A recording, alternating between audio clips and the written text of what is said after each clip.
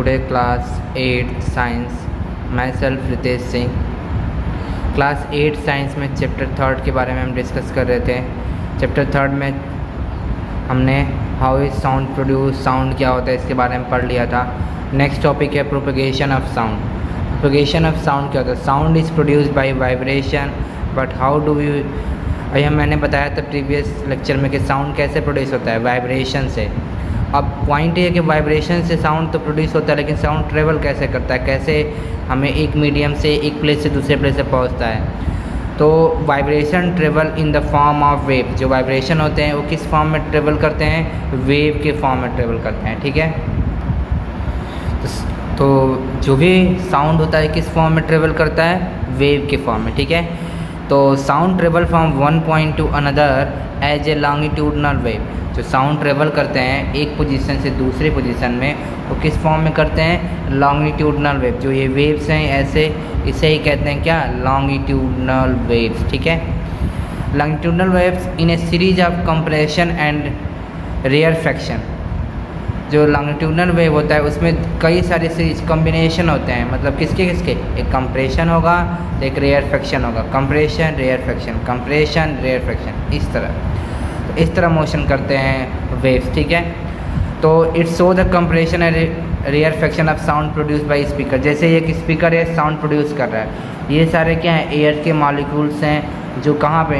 Atmosphere में। जैसे ही sound produce होता है, इनिशियली तो क्या होता है? शुरू में एयर के पार्टिकल क्या होते हैं? अनडिस्टर्ब होते हैं, कोई उनके बीच कोई साउंड नहीं होता, आराम से जिस पोजीशन में रहते हैं, मान लो इस पोजीशन में पड़े हुए हैं। जैसे ही साउंड प्रोड्यूस होता है तो पहले क्या होता है? रेयरफेक्शन होता है। रेयरफेक्शन क्या होता है? एक ऐसा रीजन होता है जहाँ पे जिसके अराउंड प्रेशर क्या होता है? लोअर होता है। जैसे यह रेयरफेक्शन, यहाँ पे क्या है? एयर के पार्टिकल्स कम है, तो एयर का पार्टिकल कम, तो मतलब यहाँ पे क्या होगा? प्रेशर भी कम हो जाएगा। तो rarefaction region where pressure is lower than the surrounding pressure. It happen because the air molecules lie away from one other and this exert less pressure. ये क्या होता है? यहाँ पे जो एयर के मॉलिक्यूल्स होते हैं वो क्या एक दूसरे से दूर भाग जाते हैं, तो वहाँ पे एयर के पार्टिकल क्या हो जाते हैं? मॉलिक्यूल्स कम हो जाते हैं, तो वहाँ प्रेशर भी क्या हो जाता है? कम।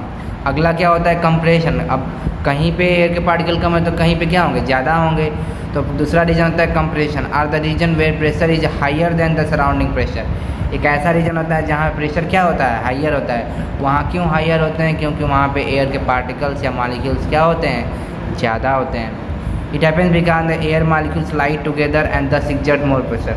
यहाँ पे क्या एयर के पार्टिकल एक दूसरे से लाइज करते हैं, मतलब एक दूसरे से जुड़े हुए हैं, और ज़्यादा डेंस होता है। जब डेंस ज़्यादा तो प्रेशर ज़्यादा।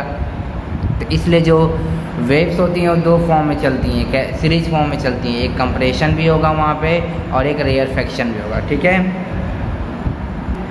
नेक्स्ट है व्हेन साउंड इज, जैसे ये है तो ये वेव्स की एक डायरेक्शन है, वेव्स हैं ये चल रही हैं, तो ये जो जा रही है ये क्या होते हैं? एम्पलीट्यूड, मतलब कि कितनी लंबाई चौड़ाई है ये बताती है किसी वेव की एम्पलीट्यूड, मतलब एक्सिस से कितना नीचे और ऊपर, ये दोनों बताता है किसके बारे में? एम्पलीट्यूड के बारे में।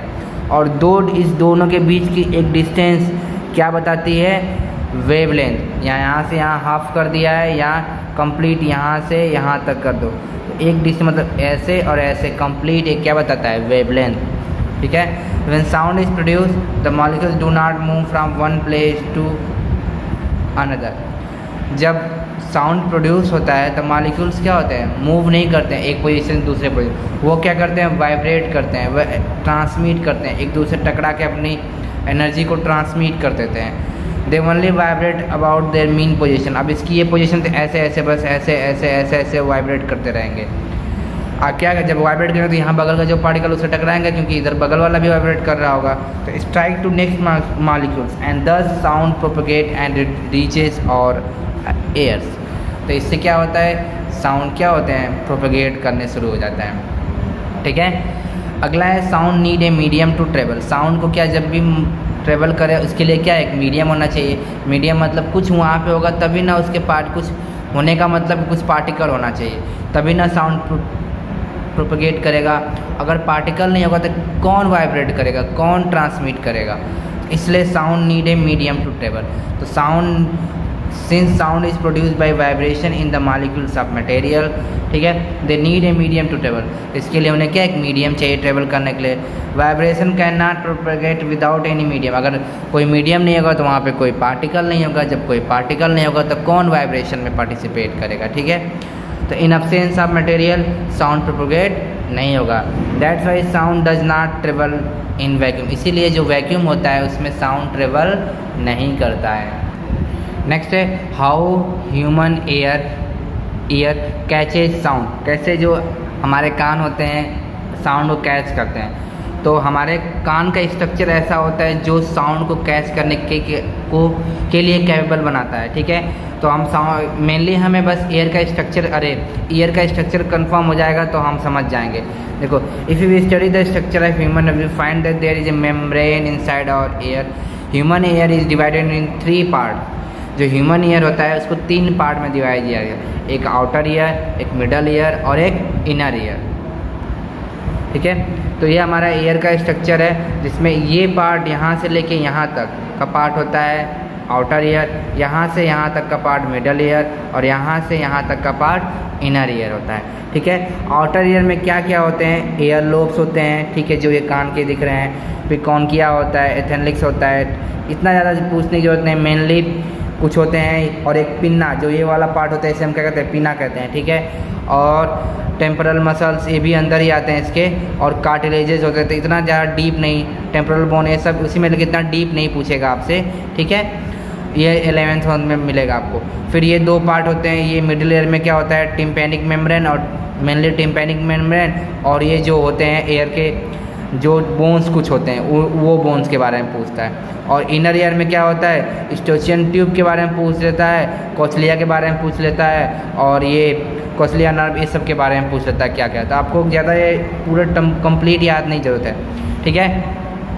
तो पहला होता है आउटर ईयर। तो आउटर आर एक्सटर्नल ईयर और ऑरिस एक्सटर्ना, जो इसे आउटर ईयर होता है, आउटर ईयर को हम क्या कहते हैं, scientific name orris externa is the external portion of the year. ये क्या होता है, एयर का एक्सटर्नल पोर्शन होता है जिसे कहते हैं पिन्ना। ये वाला पार्ट क्या होता है, पिन्ना, ठीक है। एंड द ईयर कैनाल, और इसके साथ क्या होता है, एक ईयर कैनाल होती है। जो कैनाल है क्या है, एक ईयर कैनाल है, ठीक है।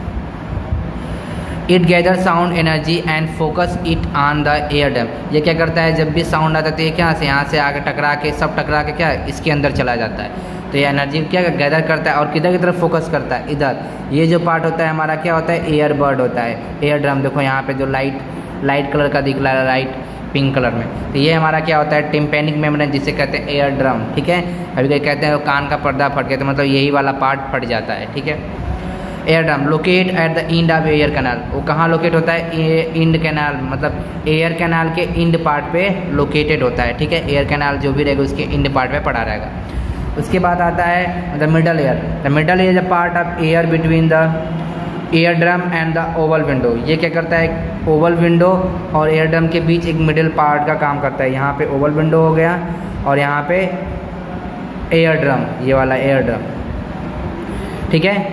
तो ये क्या करता है, it transmit sound from outer ear to inner ear. ये क्या करता है, यहाँ से जो साउंड यहाँ तक पहुँचा एनर्जी उसको इनर ईयर तक पहुँचाने का काम करता है। It consist of 3 bones. यह क्या 3 बोन्स से कंसिस्ट होता है, जिसका नाम होता है हैमर। पहले वाले का नाम हैमर, देखो स्ट्रक्चर भी हैमर जैसा लगता है इसलिए हैमर कहते हैं इसे। दूसरा होता है एनविल, एनविल जैसा स्ट्रक्चर होता है इसलिए एनविल। और चौथा होता है स्ट्रिप। तो इसे हैमर को क्या मेलियस कहते हैं, एनविल को इनकस कहते हैं और स्ट्रिप को स्टेपिज कहते हैं, ठीक है। इसीलिए कहा जाता है कि कान में सबसे छोटी हड्डी पाई थी उसे क्या कहते हैं, स्टेपिज कहते हैं, ठीक है। यही वाली हड्डी सबसे छोटी वाली होती है, ठीक है, पूरी हमारी बॉडी पार्ट में, ठीक है। तो स्टेपिज ये क्या सब क्या करते, through which vibration are transmit. जब ये वाइब्रेट करता है तो ये भी वाइब्रेशन को इस पोजीशन से इस पोजीशन में ट्रांसमिट कर देते हैं। कहाँ पे, इनर ईयर में। अब इनर ईयर क्या होता है, इंटरनल ईयर है, इसे कहते हैं आरिस इंटरना। इसे क्या कहते हैं, auris interna is the innermost part of the vertebrate ear. ये क्या होता है, किसी भी वर्टिब्रा का इनरमोस्ट ईयर होता है, का पार्ट होता है। In vertebra it is mainly responsible for sound detection and balance. इसका काम क्या होता है, साउंड को डिटेक्ट करना और हमारी बॉडी को बैलेंस करना भी होता है, ठीक है। The inner ear is connected to middle ear through a small opening. जो इनर होता है वो मिडल एयर से स्मॉल ओपनिंग से कनेक्टेड होता है यहाँ पे, ठीक है। Next, it is filled with fluid and has tiny hair. इसमें क्या है, फ्लूइड्स भरे होते हैं और टिनी हेयर्स भरे होते हैं, ठीक है। जैसे ये सब नर्व्स हैं सारी वही होती हैं, ठीक है। व्हेन दिस फ्लूइड वाइब्रेट, जब उस फ्लूइड में जब वाइब्रेशन होगा, क्योंकि पानी में जैसे वाइब्रेशन होता है ना, तो जब यहाँ से वाइब्रेट होता है फ्लूइड भी वाइब्रेट होना शुरू होगा। तो एक एक्साइटेड टाइनी हेयर, ये क्या करेगा, टाइनी हेयर को एक्साइटेड कर देगा। This tiny hair transform the vibration into electrical impulse. अब वो क्या करेंगे, जो वाइब्रेशन रहेगा उसको किस में कन्वर्ट कर देंगे, इलेक्ट्रिकल इम्पल्सेस में कन्वर्ट कर देंगे। Which are then transfer to the brain. अब वो क्या करेगा, वो कहाँ चला जाएगा, ब्रेन में चला जाएगा। कैसे, बाया ऑडिटरी नर्व। यहाँ पे जो नर्व होती है वेस्टिकुलर, ये सब क्या ऑडिटरी नर्व्स होते हैं, इससे। एंड दस वी हियर द साउंड, और उसके बाद हमें लगता है कि हम साउंड सुने थे। इतना सारा प्रोसेस होता है लेकिन काफ़ी फास्टली होता है, ठीक है। अब नेक्स्ट इसी में the whole process of hearing sound can be explain with the help of following chart, ठीक है। फ्लो चार्ट से हम जान सकते हैं कि क्या होता है प्रोसेस। पहला क्या होता है, sound inter through outer ear, sound यहाँ से इंटर किया, फिर sound strike two ear drum and make it vibration. अब आके यहाँ पे ईयर ड्रम पे टकरा गया और क्या करेगा, वाइब्रेशन करेगा। Oval window vibrates and movement of fluid in cochlea take place. अब यहाँ से यहाँ पे आएगा तो यहाँ पे ओवल विंडो के पास पहुँचेगा और वहाँ पे क्या कोक्लिया, उस साउंड जो कोक्लिया में जो फ्लूइड रहेगा वो वाइब्रेट करेगा। फिर क्या होगा, basilar membrane vibrate and receptor hair cell bend दस एंड सेंड।